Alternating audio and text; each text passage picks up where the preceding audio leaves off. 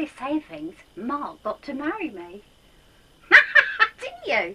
Wasn't that a treat?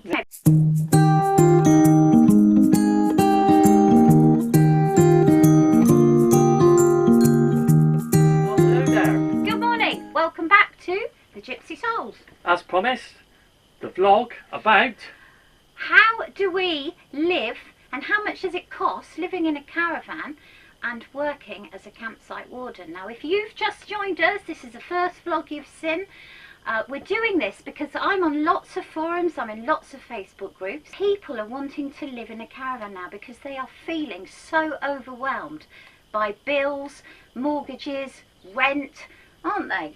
That we thought we would do how we've done it. I mean, this is exactly the reason we did it as well, wasn't it? yeah. All the Everyone's bills. circumstances is different, so we'll tell briefly on our example, but Yeah, this is our story, so it doesn't mean it's the same as yours, but it may give you some ideas. And, you know, how is it living in a caravan? it's fine. How much does it cost? Absolutely nothing compared to Well, it does. living in a There's house. maintenance, and obviously you've got to eat. Yes, so I know, but it's not as much as of bills in a house, is it? no. How do you mentally go from a high-paid career into a campsite warden job, which is generally minimum wage, Minimum isn't it? wage, yeah. Sometimes yeah. they pay a little bit more, don't they, depending. But there again, it's not always about the pay. No, not at all, but it helps, doesn't it? It helps. If you've got bills and personal expenses like we have, and do bear in mind, we are not Martin Lewis's in any shape or form. We don't pay our credit cards off every month. We don't. We're not perfect, are we? No. And don't for 1 minute think we are. But it just goes to show you can do it. If you're sat there thinking, oh, I can't do it because I've got to pay this, I've got to pay that. Well, Always find a way around it. we are, aren't we? Yeah. We are not brilliant, so don't think that. So, personal costs, how do we do it? Just wanted to get rid of our mortgage in Bristol, which was an absolute nightmare, wasn't it? It was. We were paying so much out in electric and gas and TV licences, weren't we? Commuting to and from work. I mean, your train ticket was nearly £100 a month. £100 a month and an hour each way each day. And I only lived on the outskirts of Bristol. Yeah, and it took me an hour to get to work, 20 minutes on a normal day down the road. And for the fuel costs, it was ridiculous, wasn't it? We had 6 months planning. Do you need savings? To start with, we did, yes. Obviously, there's the cost of the caravan and the car to pull it.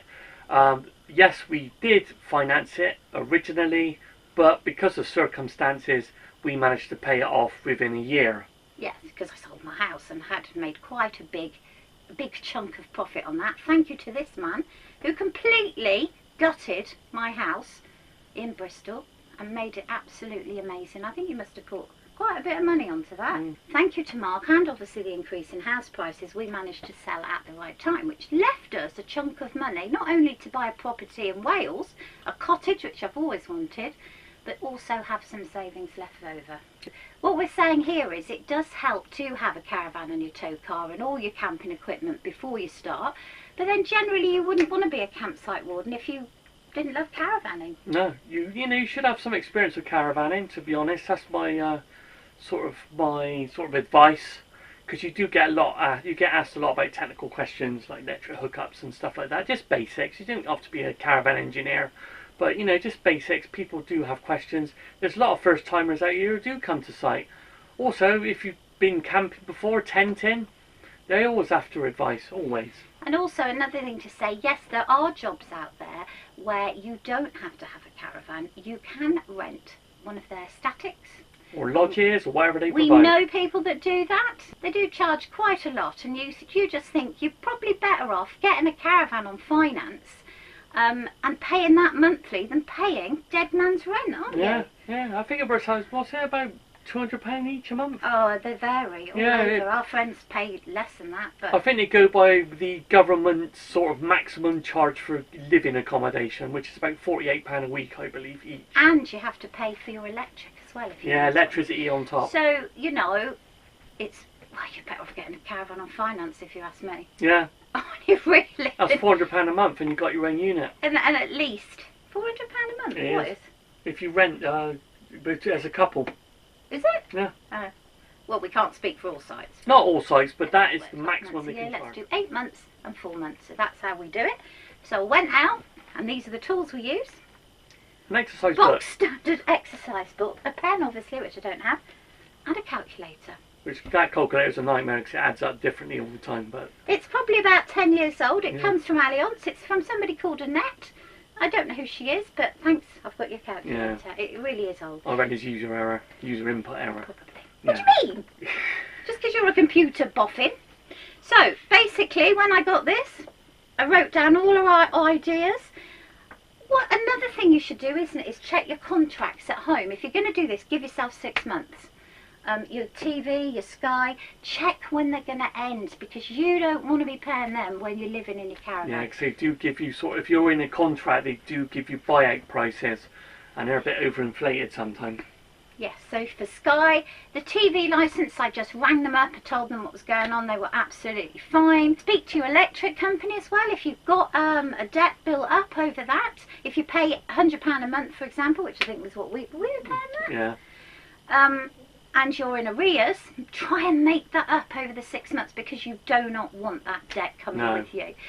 Again, for your gas, we've got a gas tank in our garden, so we made sure our contract ended, and it did end, didn't it? And we didn't renew it. So we get no standby charge, because an option, if you are paying a mortgage on a house and you don't want to live in it, say 11 months of the year, you can rent it.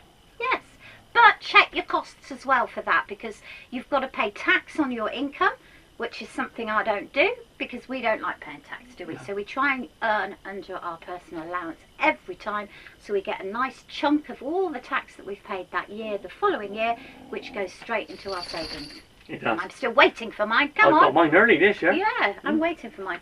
So, if you're renting, check the cost. There's also a deposit scheme, I think, as well, where you have to put their deposit in the government funding so they can make money off your money. It's all official now, yeah. Yeah, so be careful. You've got your agency fees. Calculate all this. And do this well before you want to live in your caravan. If you're keeping a house. If you're selling your house, which is, we meet a lot of people that do. That's their choice. Not our choice. That's their choice. Yeah. Do that. Pay everything off. And start with the Invest wisely, though. Put it aside. Don't be tempted to dip into it. Do not spend it. Put it in a high interest account, 5 years, let the money go. So, as a campsite warden, you have free electric, being in your own caravan, of course. You have a free pitch, free water, free laundry facilities. So, the only thing we have to pay for is our gas bottle, which we don't use gas because we've got dual fuel, and if the electric's free, it's very rare we use a gas. It's only for cooking. We've only got a gas bottle because I've got a 13 kilo bottle. It usually lasts about 6 months. And it was £28. Mm. But it varies from where. It varies from where you go. Just shop around. Yes, do shop around. So what we do at the start of the season, okay, we do a budget every week, depending on how you get paid. We get paid weekly. So we do a budget, and I make sure all of our personal bills, they all get paid. So each week I'm paying this and this, and then the next week I'll pay this and this. It goes all into a savings account. Our wages go into a savings account, mine, and doesn't it? And then we siphon it off. So we have another account then for our bills. Mark has his account for his bills. And we do it like that, don't we? We do, yeah. And then the bulk that's left stays in the saving, and over time that will... It builds up. Yeah. So you do your personal spending, and make sure to do it every way you like. If you want to add it all up, your personal spending, and then divide it by 4 or 5 or whatever it is, and just siphon it all off. Yeah. And that's what we do. And we have 1 week a month where we can virtually put all of our earnings into the savings. Well, it's already in there. And that's quite nice, isn't it? But then we'll have a week where we can't. No, sometimes we go over. And sometimes we aren't on budget, but every week...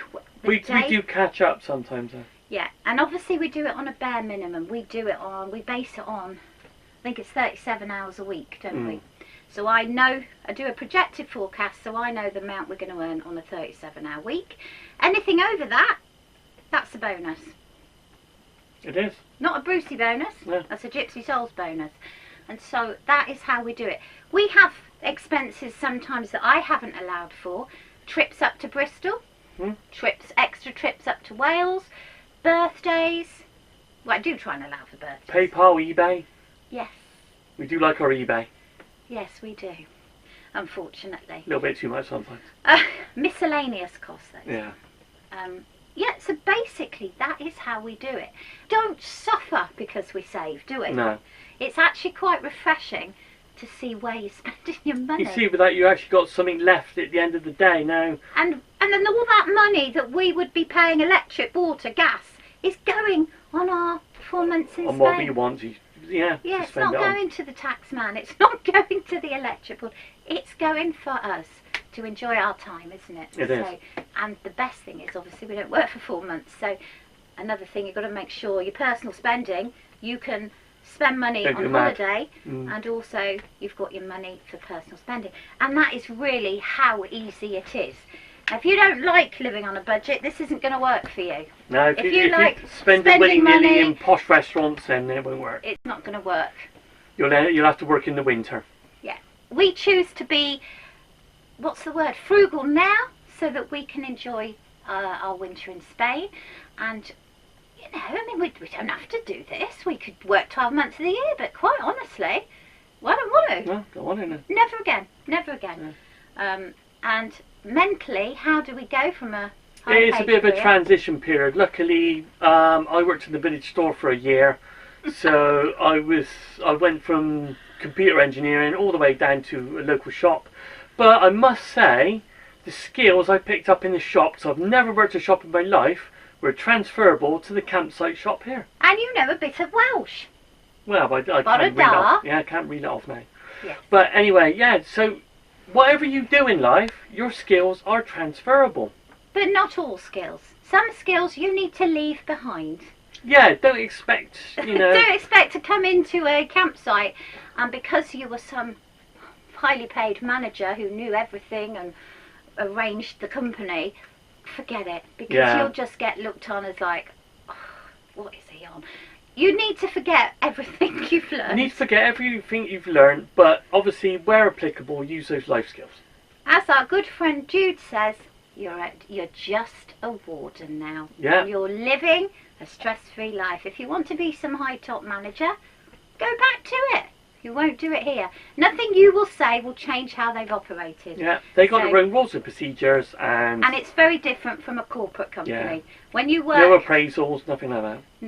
No, nothing like that. None of that business. And we're not talking about this campsite at all. It's in general. This is in general. We've worked at other places once we left our corporate jobs, and it's very different. Yeah. Very, very different.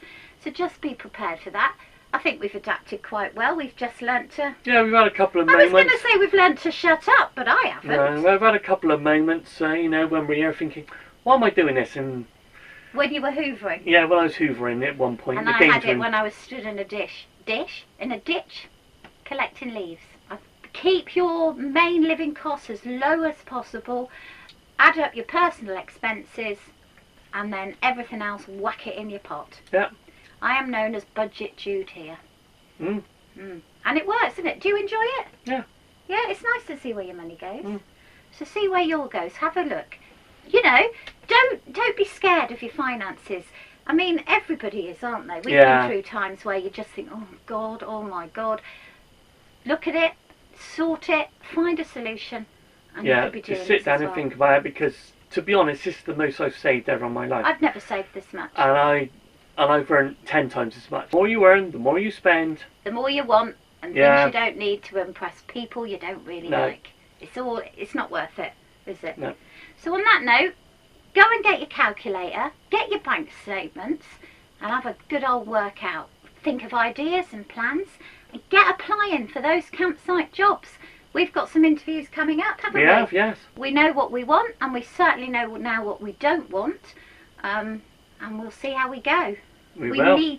And another thing is, if you are going for a job, do make sure you get the hours that you want. The most important thing for us is hours. We know exactly how many minimum hours that we need throughout that season, and if we can't get them, then it's not worth going any further with the interview, basically. We're not going to do it. So if you're emailing them, make sure they know this is what you need. It's no good getting to the interview and they're saying, well, actually, we've only got 20 hours in non-peak. Well, it's no good. No. It's no good. So, you know, start at the right footing. No, and don't always say yes to the first opportunity. No. You know here, don't Gut you? feeling there. So on that note, we'll see you at a campsite, maybe near